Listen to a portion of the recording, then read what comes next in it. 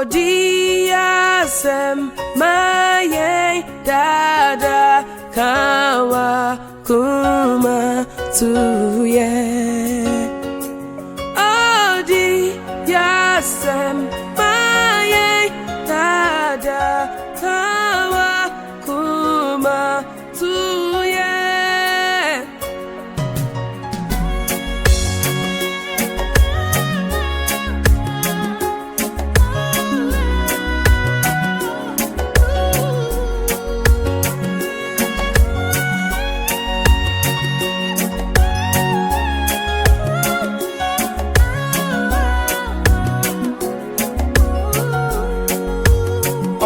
Odo yentino oboni fone chichra na wasanyo.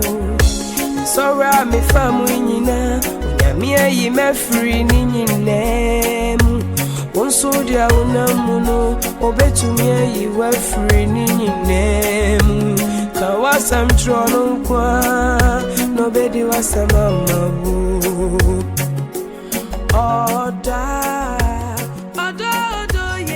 Mesdames et messieurs, chers auditeurs, à toutes et à tous, bien bonjour et merci de nous suivre sur Radio Sud Komoé Agnité. Aujourd'hui, dans le cadre de notre magazine Le Rendez-vous de Rek Femme, nous avons l'honneur de recevoir M. Zongo Seydou. Il est enseignant dans une école islamique d'éducation. Avec lui, on parlera du thème suivant, mesures préventives, ce que les enseignants confessionnels peuvent donc faire pour faire bouger les lignes. Aujourd'hui, avec notre invité, mesdames et messieurs, on discutera sur les mesures préventives simples mais efficaces que les individus et les communautés peuvent adopter pour réduire le risque de transmission des maladies tropicales négligées. On pourra aussi parler également avec notre invité de l'exploration de l'importance de la participation et de l'appropriation communautaire dans la mise en œuvre et la durabilité des interventions préventives. Vous suivez donc le rendez-vous de Rek Femme, un programme proposé donc par l'ONG Rek Femme, financé par le NESVAD, mis en œuvre sur le terrain par des partenaires, notamment l'ONG MEWA. Bonsoir monsieur. Bonsoir monsieur. On a dit que vous êtes monsieur Zongo Seydou, vous êtes enseignant dans une école confessionnelle islamique plus précisément. Est-ce qu'on a tout dit vous concernant? Oui, en tout cas concernant la présentation, vous aviez tout dit. Je suis enseignant dans une structure islamique d'éducation de la place et le directeur chargé des études du côté de la langue française dans cette même structure islamique. Alors, est-ce que, juste avant d'aborder notre sujet du jour qui parle donc de mesures préventives, est-ce que parmi vos différents apprenants, vous avez des cas d'enfants, d'élèves qui souffrent de maladies tropicales négligées? Oui, en tout cas, puisque dans une école, nous avons un effectif. Chaque endroit où il y a du monde, c'est sûr qu'il y a toujours des maladies qui se déclarent. Donc chaque année, lors des visites médicales que le district vient effectuer à l'école, souvent il détecte certaines maladies même que nous on ignore. Donc c'est lors des visites médicales qu'on découvre ces cas-là et maintenant on les transfère au niveau du district pour leur prise en charge. Sinon, on a des cas souvent dans les écoles. Alors, c'est dire que, justement, il faille donc adopter des mesures préventives.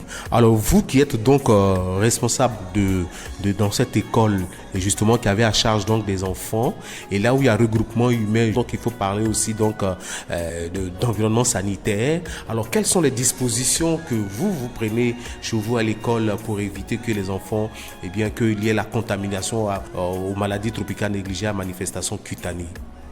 Bon, pour commencer chez nous, d'abord les mesures préventives. On sensibilise les enfants même d'abord. En quittant la maison, il faudrait se laver, se brosser et puis vraiment avoir la tenue d'école toujours propre. Ça, c'est cette sensibilisation qu'on leur donne même souvent lorsqu'on est à l'école. Bon, la deuxième mesure préventive aussi, lorsque les enfants sont à l'école, on a un dispositif de lavage des mains. On leur dit chaque fois qu'il faut laver les mains, même avant d'aller faire les devoirs. Au sortir de la classe aussi, avant d'aller au marché, pour aller manger, il faut se laver les mains. Après avoir fini de manger aussi, il faut se laver les mains. Donc vraiment, on est beaucoup accentué sur l'hygiène. On leur parle beaucoup de l'hygiène, puisque lorsque tu as une bonne hygiène de vie, ça fait qu'il y a beaucoup de maladies que tu peux éviter. Des actions simples que vous menez déjà, et ça, c'est depuis combien de temps à l'école vous avez donc cette démarche?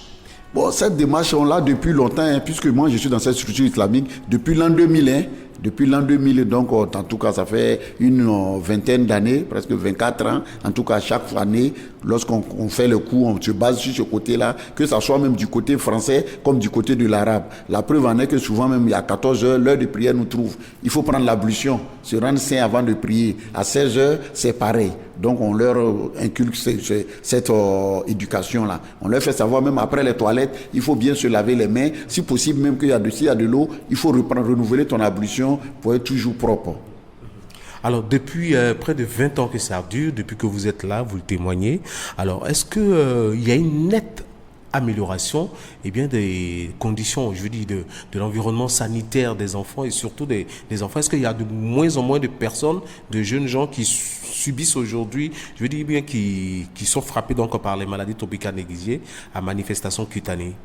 Oui, en tout cas, il y a eu une nette amélioration. Il y a eu une nette amélioration, puisque une année, ils étaient venus pour les campagnes de dépistage des maladies, que ce soit les maladies cutanées, comme n'importe quelle maladie. Mais ce jour-là, ils ont découvert beaucoup de maladies cutanées. C'est là on a su que c'est le manque d'hygiène, puisque c'est des enfants. Aujourd'hui aussi, les mamans même sont beaucoup prises, elles sont au marché. Avant, c'est la maman qui attrapait l'enfant même de 10 ans pour le laver. Mais aujourd'hui, c'est lui-même qui se lave.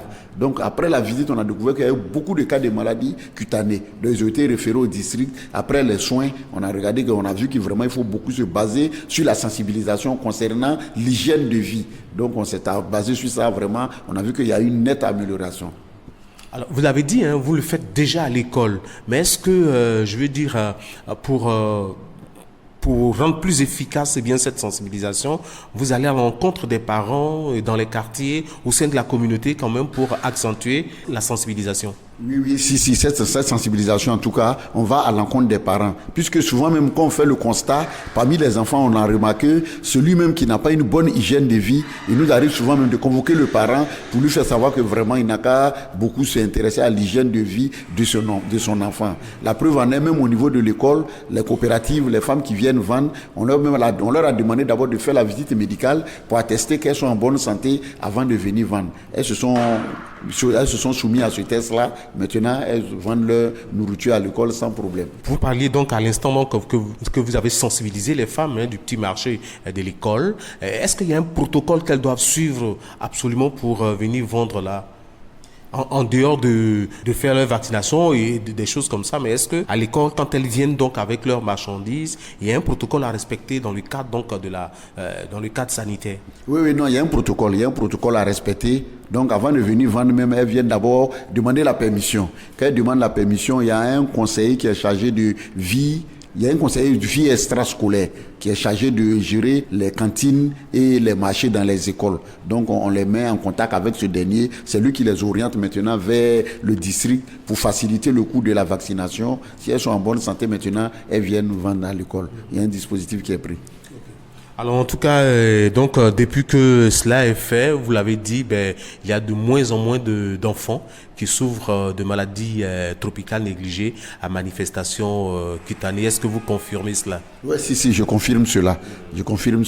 En tout cas, il y a de moins d'enfants. Actuellement, on a quelques rares cas, mais le plus souvent, ce sont les teignes qui sortent sur la tête. Là aussi, nous, on les sensibilise à cela, puisque ce sont les tondeuses là qui sont à la base de ces teignes-là. Lorsque la tondeuse coiffe un enfant qui a les teignes, si ce n'est pas bien désinfecté, qu'on prend pour coiffer un autre, vous voyez que vraiment il prend. Alors qu'on a l'habitude de regrouper les enfants souvent pour aller les coiffer chez le coiffeur, sans tenir compte de ceux qui ont les teignes.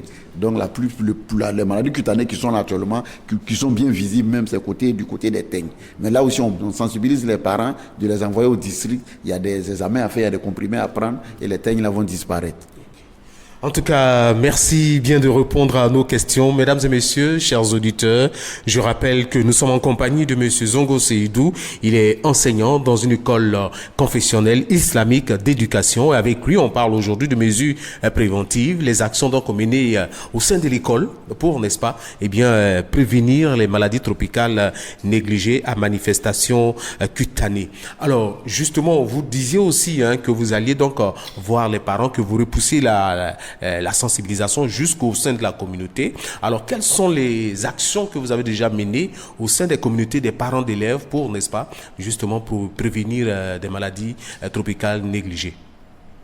Oui, bon, les actions qu'on a menées, on a eu à mener une action où M. Kone nous avait contactés. Il devait même passer avec les responsables de REC Femmes pour qu'on puisse sensibiliser tous les élèves. Bon, ce jour-là, vraiment, il y a une grande pluie qui s'est abattue. Ça fait qu'ils n'ont pas pu venir. Mais nous, on les a pas attendus.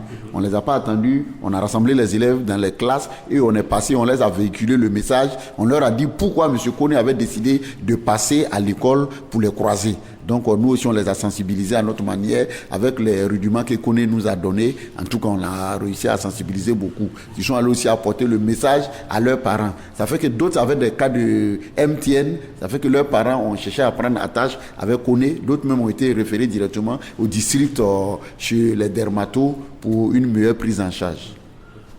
En tout cas, c'est parfait. Vous menez en tout cas de très belles actions au sein de la communauté dans le cadre, n'est-ce pas bien, des mesures préventives contre donc les maladies tropicales négligées. Chers auditeurs, mesdames et messieurs, eh bien, vous suivez les rendez-vous de REC Femmes, un magazine bien piloté de main de maître donc en conjointement avec la radio Sud Komwe Agnetier et l'ONG REC Femmes, un projet financé donc par la fondation Nesvad et mis en œuvre donc par les partenaires, notamment donc l'ONG Miwa. Alors, Monsieur Zongo Seydou, je rappelle que vous êtes éducateur, enseignant, n'est-ce pas bien, dans une école confessionnelle islamique d'éducation.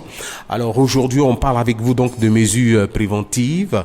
Alors, qu'est-ce que vous pourrez donc laisser comme information à nos auditeurs dans le cadre, n'est-ce pas bien, de pouvoir pouvoir accepter justement, eh bien, percevoir l'importance de la participation et de l'appropriation communautaire dans la mise en œuvre et la durabilité des interventions préventives. Alors, qu'est-ce que les communautés pourraient donc faire pour, n'est-ce pas, eh bien, de façon pérenne, se protéger et protéger donc la communauté?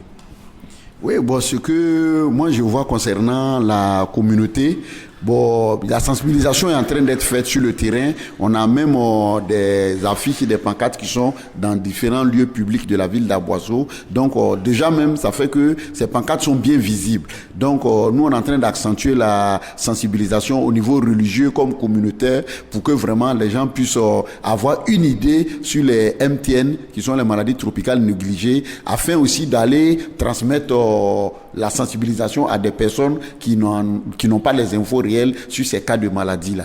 Donc, c'est le but de vraiment notre dévouement concernant cette sensibilisation accrue. En tout cas, merci bien, Monsieur Zongo Seydou.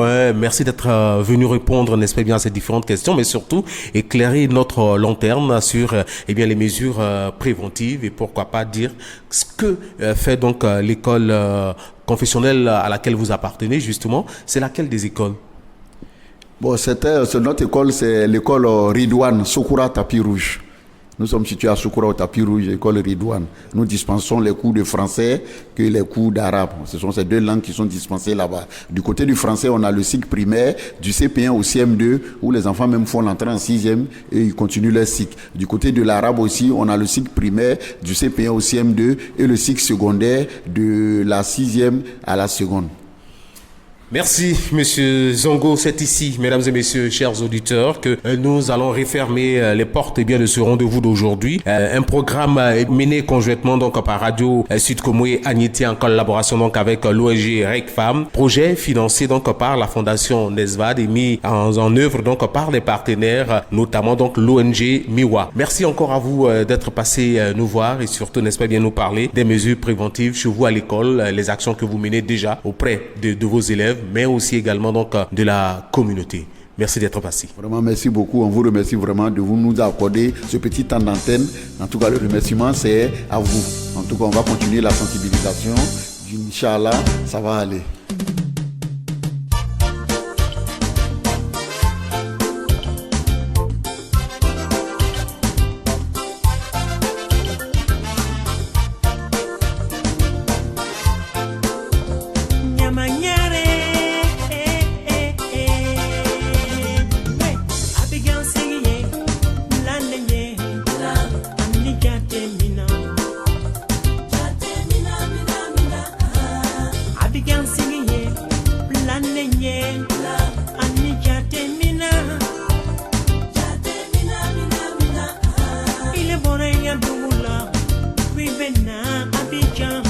Ibena